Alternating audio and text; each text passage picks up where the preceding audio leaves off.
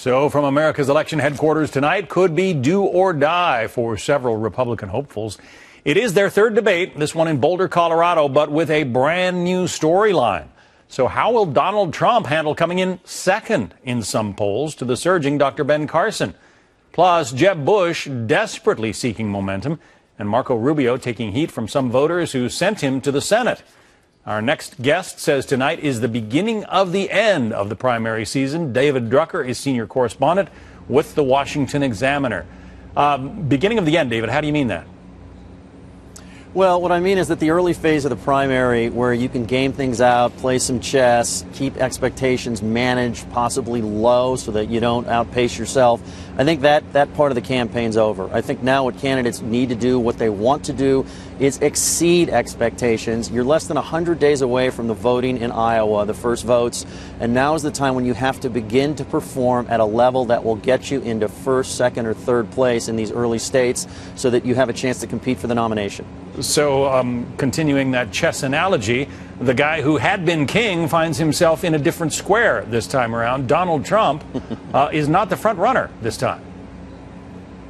And the danger for Trump is not so much that he's losing in a couple of polls. It's that the premise of his campaign, as he has built it, has been that he's winning in all the polls. Whether they're state polls or national polls, he loves to brag about winning in all the polls.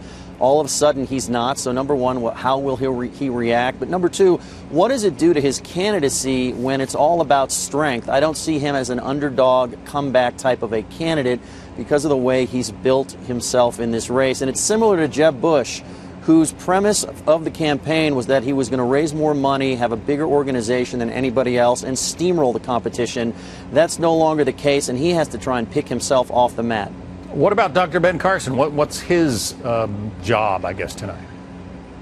Yeah, well, Carson is in a really interesting position because what do you say negative and bad about this guy? He's so likable, he's soft-spoken. His rhetoric can be a little provocative and controversial, but he's just not your normal candidate. I do think, though, that with real front-runner status, it's possible there's going to be more scrutiny on his positions on issues and what he would do as president, and that's where Republicans have a chance over time to trip him up. But he's proven pretty durable so far, despite some of the things he's said that have been, would normally be problematic for other candidates. So we'll see how he does with this new spotlight. Carly Fiorina rocketed to prominence after the first Fox debate. She did well in the second debate. How would you assess her strengths in her campaign right now? Right, so she's in a really interesting position because she's clearly among the best debaters in the field. And she arguably won the first debate, even though she was in the lower tier happy hour debate. And she clearly won the second debate. Her problem is that her numbers shot way up and now they've dipped back down. And the question for her is, can lightning strike twice?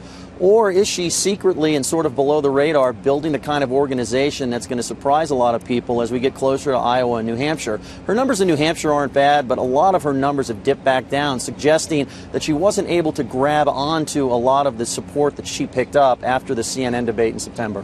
Marco Rubio is sitting in the polls in third place right now. Politico says that he is sort of hiding in the weeds, if you will. It says that's why Rubio has adopted a small mammal approach, maneuvering quietly at ground level, hoping that dinosaurs like Donald Trump, Jeb Bush, and Ben Carson ignore him while stomping on each other. Now, therein lies his paradox. To gain stature, Rubio needs to aggressively promote himself, but not so aggressively that he becomes a focal point of the race. Do you see it that way, David? Well, sort of. Look, I think both Cruz and Rubio have done a good job of slow and steady wins the race. They both are putting together decent organizations. They're both raising a decent amount of money. Cruz more than Rubio, but Rubio's doing just fine. They both want to try and peak at the right time. And as we've seen in past primaries, it's all about peaking at the right time and building something that's durable, that voters really latch onto when the voting starts and not before. And so I think that for both of those candidates, really, they just need to do more of the same, what they've done in the past two debates. They both are playing to a little bit of a different audience, but they've both delivered with good performances. And so in some ways, they're in the best position this evening to continue to do what they've been doing so far. You know, the only thing I'll be watching for is, do some of the other candidates try and knock them down a peg? Because right after Carson and Trump, you've got Cruz and Rubio, and if you're behind, you want to get ahead, and the only way you do that is to knock down somebody who's ahead of you. Well, and what about Jeb Bush? I mean, he has said that he wants to run sort of a sunny, optimistic campaign, maybe echoes of Ronald Reagan, and yet some of the things he has said in the past week sound a little petulant. Yeah, look, I think Jeb Bush is going through a little bit of a rough week. All candidates do. Nobody's perfect. I think Jeb Bush just needs to regain his footing.